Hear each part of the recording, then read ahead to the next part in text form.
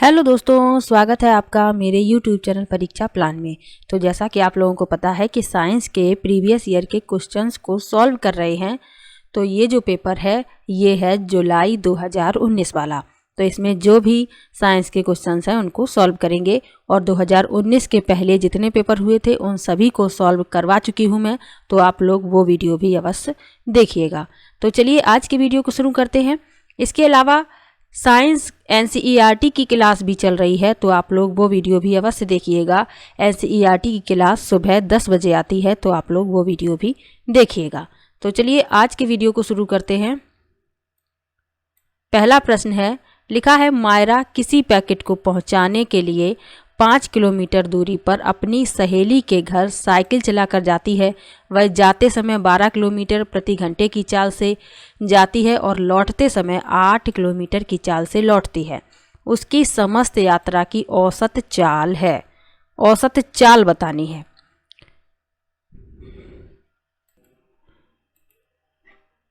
तो चलिए सॉल्व कर लेते हैं इसको। तो सबसे पहले देखिए दूरी कितनी है, 5 किलोमीटर है और वह जाती है 12 किलोमीटर की चाल से। तो चाल बराबर होता है दूरी बटे समय। समय सबसे पहले निकालेंगे जाने के लिए, तो हो जाएगा 5 बटे में 12। इतना समय तो जाने में लगेगा। उसके बाद प्लस कुल समय निकाल रहे हैं आने और जाने का। दूरी तो 5 ही रहेगी और लौटते समय वह कितनी चाल से आती है, 8 किलोमीटर प्रति घंटे की चाल से। इसको सॉल्व करेंगे तो मिलेगा 25 बटे में 24। इसको सॉल्व करिएगा तो आप लोगों को इतना मिल जाएगा।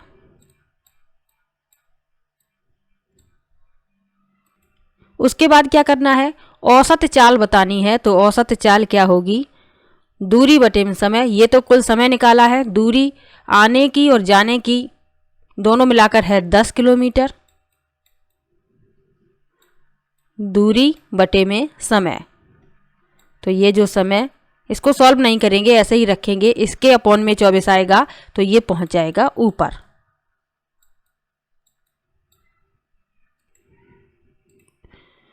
दस में 24 का कर देंगे गुणा, 240 मिलेगा और 25 से भाग दे देंगे तो मिलेगा 9.6 किलोमीटर प्रति घंटा। दूसरा विकल्प इसमें सही है।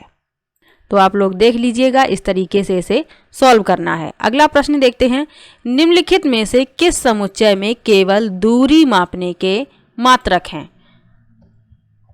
तो इसमें वह विकल्प बताना है जिसमें सिर्फ दूरी मापने के मात्रक दिए गए हों। तो चलिए देखते हैं। पहला विकल्प है मीटर, प्रकाश वर्ष, हर्ट्ज।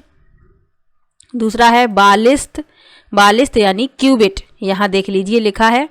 फिर वर्ष और प्रकाश वर्ष। तीसरा है बालिस्त, मीटर, प्रकाश वर्ष और चौथा है मीटर, हर्ट्ज, बालिस्त। तो इस प्रश्न के लिए तीसरा विकल्प सही है, बालिस्त यानी क्यूबिट, मीटर और प्रकाश वर्ष। दूरी मापने के ये तीनों ही मात्रक हैं।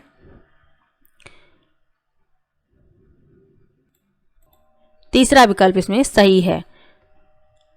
अगला प्रश्न है, समीर अपने कंचे को फर्श पर बिछे 3 पृष्ठों, तनी हुई सेलोफोन सीट, कालीन और समाचार पत्र पर लुढ़काता है। कंचे पर लगने वाला घर्षण बल बढ़ते क्रम में किस प्रकार होगा। यानी कि बढ़ते क्रम में बताना है। तो सबसे कम होगा सेलोफोन सीट पर, उसके बाद समाचार पत्र पर सेलोफोन सीट से ज़्यादा होगा और उसके बाद कालीन पर। तो सेलोफोन सीट पर कम, फिर उससे ज़्यादा समाचार पत्र पर, फिर कालीन पर। तीसरा विकल्प इसमें सही है। तो घर्षण जो है संपर्क में 2 सतहों के बीच सापेक्षिक गति का विरोध करता है। तीसरा विकल्प इसमें सही होगा। अगला प्रश्न है, कोई पिंड रैखिकता किसी एक समान वेग से गतिमान है। यदि समय को x अक्ष पर निरूपित किया जाए तो नीचे दिया गया कौन सा कथन सही है। पहला विकल्प है, इस गति का दूरी समय ग्राफ x अक्ष के समांतर एक सरल रेखा होगा। दूसरा है इस गति का वेग समय ग्राफ y अक्ष के समांतर एक सरल रेखा होगा। तीसरा है इस गति का दूरी समय ग्राफ y अक्ष के समांतर एक सरल रेखा होगा। और चौथा है इस गति का वेग समय ग्राफ x अक्ष के समांतर सरल रेखा होगा।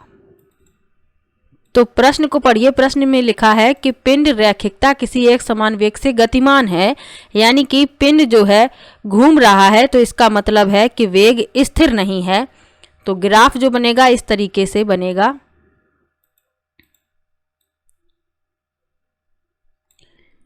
नीचे होगा यहाँ समय टाइम t और ऊपर वेग। तो चौथा विकल्प इसमें सही होगा।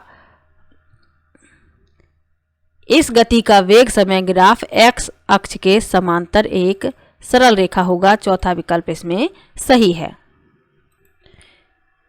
अगला प्रश्न है निम्नलिखित में से कौन पेट्रोलियम का उपोत्पाद नहीं है? Which of the following is not a byproduct of petroleum? पहला विकल्प है पैराफिन मोम, दूसरा है कोक, तीसरा है बिटुमेन और चौथा है स्नेहक तेल। नहीं है पूछा गया है। नहीं को ध्यान रखिएगा, नहीं के चक्कर में प्रश्न जो है वह गलत हो जाता है, तो आप लोग ध्यान से पढ़िएगा। तो इसमें पैराफिन मोम है, बिटुमेन और स्नेहक तेल, ये तीनों ही पेट्रोलियम के उपोत्पाद हैं। लेकिन नहीं है पूछा गया है। कोक इस प्रश्न का उत्तर है। दूसरा विकल्प इस प्रश्न का उत्तर है कोक। ये पेट्रोलियम का उपोत्पाद नहीं है, ये धातुकर्मी कोयले का उपोत्पाद है, इसलिए इस प्रश्न का उत्तर है कोक। अगला प्रश्न है अमन किसी बंद कमरे में एक प्लास्टिक की बोतल, एक लकड़ी का चम्मच और एक धातु का चम्मच रात भर रखता है। कक्ष ताप 30 डिग्री सेल्सियस है। सुबह होने पर वह इन तीनों वस्तुओं के ताप रिकॉर्ड करता है जो T1, T2 और T3 है। निम्नलिखित में से किस संबंध द्वारा इन तापों के निरूपण की सबसे अधिक संभावना हो सकती है?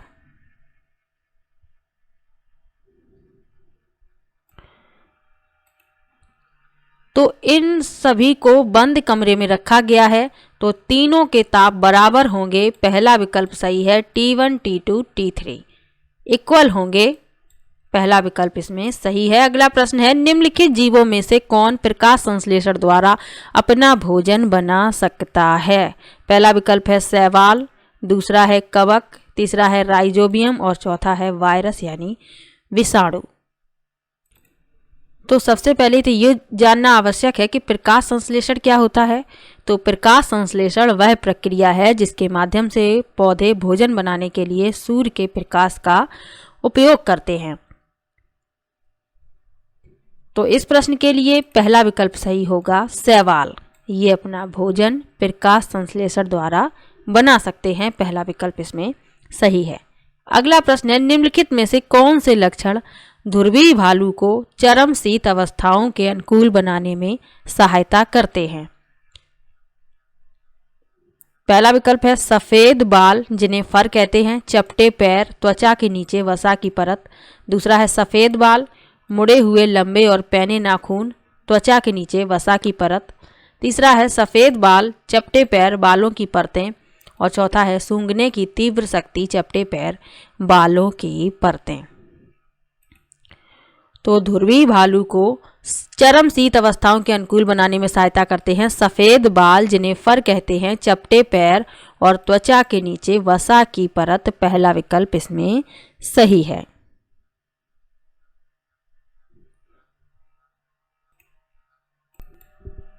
अगला प्रश्न है दूध में कौन से पोषक तत्व होते हैं?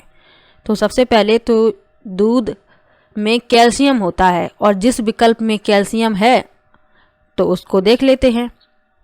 इसमें कैल्शियम है, इसमें कैल्शियम नहीं है, इसमें भी कैल्शियम नहीं है, इसमें भी कैल्शियम नहीं है।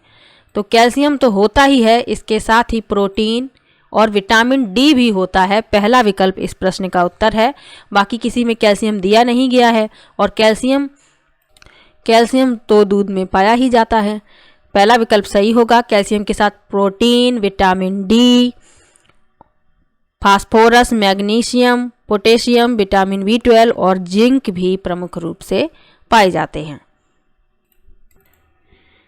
अगला प्रश्न है, पूतिरोधी रोगाणु रोधक के रूप में घावों पर लगाए जाने वाले बैंगनी, यहाँ गलत लिख गया है बैंगनी, बैंगनी होगा यहाँ पर, लगाए जाने वाले बैंगनी रंग के विलयन में कौन सी धातु है? पहला विकल्प है क्लोरीन, दूसरा है आयोडीन, तीसरा है ब्रोमीन और चौथा है सल्फर। तो इस प्रश्न के लिए दूसरा विकल्प सही है, आयोडीन। आयोडीन की कमी से कौन सा रोग हो जाता है? तो आयोडीन की कमी से घेंघा रोग हो जाता है। अगला प्रश्न है, वायु के संबंध में नीचे दिया गया कौन सा कथन सही नहीं है? लिखा है वायु में भार होता है, दूसरा लिखा है मृदा में वायु उपस्थित नहीं होती, तीसरा है जल चक्र में वायु की महत्वपूर्ण भूमिका होती है और चौथा है वायु स्थान घेरती है। कौन सा कथन सही नहीं है यानी गलत पूछा गया है? दूसरा इसमें गलत है कि मृदा में वायु उपस्थित नहीं है, क्योंकि मृदा में वायु उपस्थित होती है और सही नहीं है पूछा गया है, इसलिए दूसरा विकल्प इस प्रश्न का उत्तर है। अगला प्रश्न है, मिलान करना है तो चलिए मिलाते हैं। यकृत यानी लीवर ये सबसे बड़ी ग्रंथि होती है, इसको चौथे से मिला देंगे। आमाशय जहां प्रोटीन का पाचन प्रारंभ होता है, इसे पहले से मिला देंगे। पित्ताशय जहां पित्त रस का संचय होता है, दूसरे से मिला देंगे। और अग्नाशय बचा है, इसे तीसरे से मिला देंगे। क्षुद्रांत में पाचक रस मुक्त करता है। इस क्रम में आपका दूसरा विकल्प सही है। अगला प्रश्न है, कोशिका के विषय में कौन सा कथन सत्य है? लिखा है सभी कोशिकाओं की आकृति गोल होती है, दूसरा है किसी ऊतक की कोशिकाएं समान होती हैं, तीसरा है किसी भली भांति व्यवस्थित जीव में कोशिकाओं का आकार समान होता है और चौथा है सभी कोशिकाओं में केंद्रक होता है। तो कोशिकाओं के विषय में जो सही है वह पूछा गया है। दूसरा विकल्प इस प्रश्न का उत्तर है कि किसी ऊतक की कोशिकाएं समान होती हैं। अब ये लिखा है सभी कोशिकाओं की आकृति गोल होती है, ये क्यों गलत है? कोशिकाएं विभिन्न आकार की होती हैं, इसलिए ये गलत है। इसमें लिखा है कि सभी कोशिकाओं की आकृति गोल होती है। तीसरा क्यों गलत है? किसी भली भांति व्यवस्थित जीव में कोशिकाओं का आकार समान होता है, तो समान नहीं होता, ये भिन्न भिन्न हो सकता है, इसलिए तीसरा भी गलत है। चौथा क्या लिखा है? सभी कोशिकाओं में केंद्रक होता है, तो सभी में केंद्रक नहीं होता, कुछ कोशिकाओं में नाभिक होता है, केंद्रक होता है और कुछ में नहीं होता, इसलिए ये तीनों गलत हैं। दूसरा इस प्रश्न का उत्तर है। कोशिका की खोज किसने की थी? आप लोग कमेंट बॉक्स में बताएंगे, क्योंकि इसके पहले मैं कई वीडियो में ये बता चुकी हूँ। अगला प्रश्न देखते हैं है, तो चलिए मिलाते हैं। तो ईस्ट इसको मिलाएंगे मुकुलन से। मुकुलन क्या होता है ये भी साथ में जानते चलिए। तो खमीर कोशिका से निकलने वाले छोटे बल्ब जैसे प्रक्षेपण को कली कहा जाता है और कली धीरे धीरे बढ़ती है और मूल कोशिका से अलग हो जाती है और एक नई खमीर कोशिका बनाती है। तो इस प्रकार से खमीर यानी ईस्ट में प्रजनन होता है। आलू में कैसे होता है? कायिक प्रवर्धन से, तो इसे पहले से मिला देंगे। तो कायिक प्रवर्धन क्या होता है? जैसे कुछ दिन तक आलू रखा रहता है तो उसमें छोटी छोटी कलिकाएं निकल आती हैं और उसी आलू को यदि मिट्टी में दबा दिया जाए तो नया पौधा बन जाता है। तो यह एक प्रकार का अलैंगिक प्रजनन है, जिसमें नए पौधे जड़ों, तनों, पत्तियों और कलियों से उत्पन्न होते हैं। चूंकि प्रजनन पौधे के वनस्पति भागों के माध्यम से होता है, इसलिए इसे वनस्पति प्रसार के रूप में जाना जाता है। तो इस प्रकार से प्रजनन होता है आलू में, शकरकंद में, अदरक में। इसी प्रकार से कायिक प्रवर्धन होता है। शैवाल, इसको किससे मिलाएंगे? ये मिलान सही है। सी का तीसरा यानी खंडन, ये सही मिला हुआ है और कवक इसको मिला देंगे दूसरे से। अब खंडन क्या है ये भी तो जानना आवश्यक है, तो चलिए खंडन के बारे में जान लेते हैं। इसमें क्या होता है? जीव का शरीर छोटे छोटे टुकड़ों में बट जाता है और प्रत्येक खंड एक वयस्क के रूप में विकसित हो जाता है। तो इसी प्रकार से शैवाल में प्रजनन होता है। बीजाणु समासंग क्या है? कवक और क्लैमिडोमोनास में प्रजनन इसी प्रकार से होता है, बीजाणु जनन द्वारा। तो सभी के बारे में जानना आवश्यक था, इसलिए सभी के बारे में बता दिया। अगला प्रश्न है, निम्नलिखित में से कौन सा प्रदूषक ओजोन परत के अपक्षय के लिए उत्तरदायी है? पहला विकल्प है कार्बन डाइऑक्साइड और कार्बन मोनोऑक्साइड, दूसरा है क्लोरोफ्लोरोकार्बन, तीसरा है अम्लीय वर्षा और चौथा है मीथेन और कार्बन डाइऑक्साइड। तो ओजोन परत के अपक्षय के लिए उत्तरदायी है क्लोरोफ्लोरोकार्बन, दूसरा विकल्प इसमें सही है।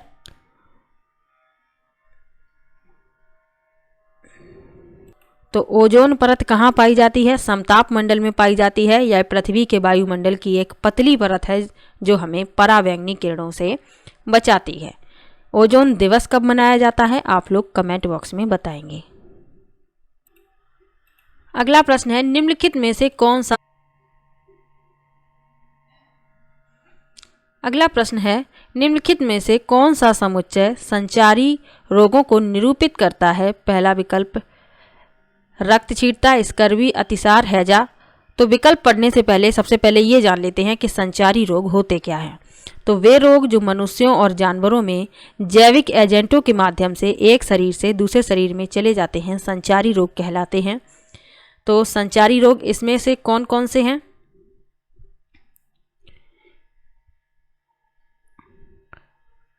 तीसरा विकल्प इस प्रश्न का उत्तर होगा मियादी बुखार, टाइफाइड कहते हैं जिसे, स्वाइन फ्लू, मलेरिया और पोलियो। तीसरा विकल्प इसमें सही है। अगला प्रश्न देखते हैं, लिखा है अमृता कोई परपथ व्यवस्थित करने का प्रयास कर रही है, उसके पास पर्याप्त संख्या में संयोजक तार नहीं है। परपथ को पूरा करने के लिए नीचे दिए गए पदार्थों में से किस एक का उपयोग कर सकती है? पहला विकल्प है मोटा धागा, दूसरा है स्टील का तार, तीसरा है कांच की छड़ और चौथा है रबड़ का पाइप।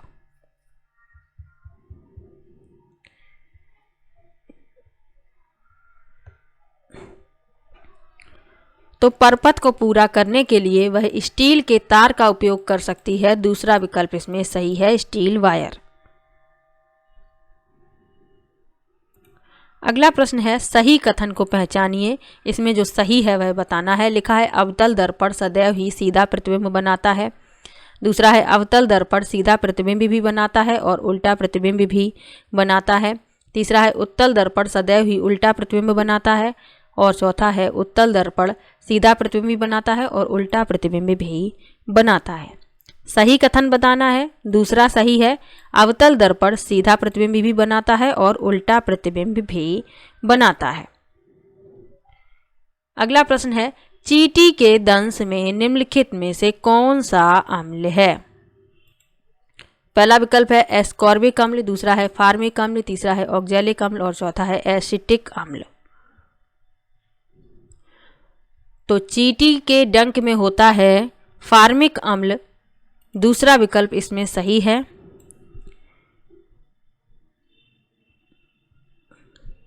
एस्कॉर्बिक अम्ल किसमें होता है? तो खट्टे फलों में होता है।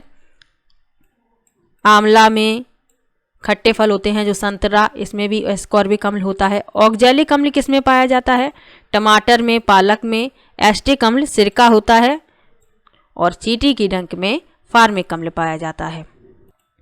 अगला प्रश्न है, किसी ईंधन के 3.7 किलोग्राम को पूर्ण दहन करने पर 1.665 गुणा 10⁸ जूल ऊर्जा प्राप्त होती है। मानक मात्रकों में इस ईंधन का कैलोरी मान है। तो इसमें क्या करेंगे?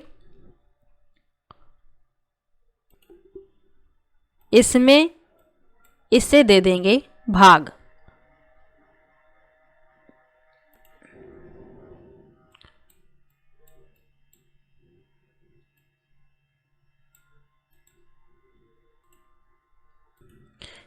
तो इसे सॉल्व करेंगे तो मिलेगा 4.5 गुणा 10⁻7 जूल। इसे किस में बताना है? मानक मात्रकों में इसे बताना है। तो इसमें पहला विकल्प इस प्रश्न का उत्तर हो जाएगा। 45,000। पहला विकल्प इस प्रश्न का उत्तर होगा। तो चलिए मिलते हैं नेक्स्ट वीडियो में। यदि आपको किसी भी प्रश्न में डाउट हो तो कृपया कमेंट बॉक्स में ज़रूर लिखिएगा।